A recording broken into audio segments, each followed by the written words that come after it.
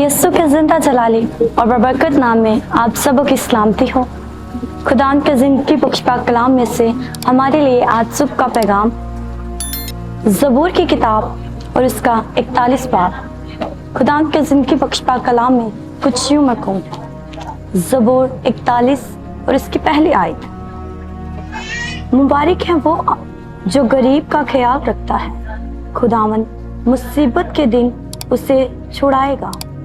खुदावन उसे महफूज और जिताता रखेगा और वो जमीन पर मुबारक होगा तो उसे उसके दुश्मनों की मर्जी पर ना छोड़। खुदावन उसे बीमारी के बिस्तर पर संभालेगा तो उसकी बीमारी में उसके पूरे बिस्तर को ठीक करता है।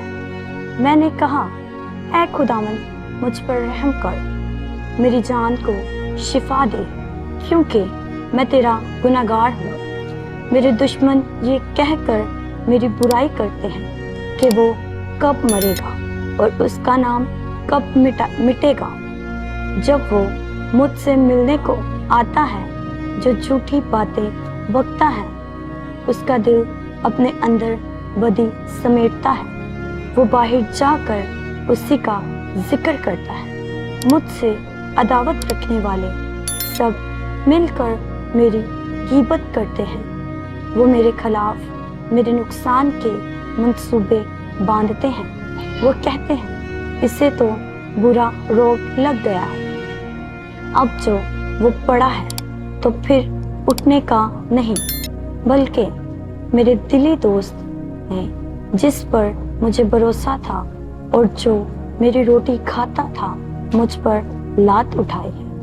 पर तू ऐ खुदावन मुझ पर रहम करके मुझे उठा खड़ा कर, ताकि मैं उनको बतला दूं। इससे मैं जान गया कि तू मुझसे खुश है, कि मेरा दुश्मन मुझ पर फाता नहीं पाता।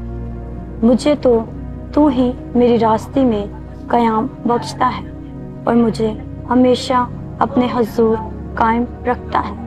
खुदावन इस्राएल का खुदा अज़ल से अब्बद तक मुबारक हो।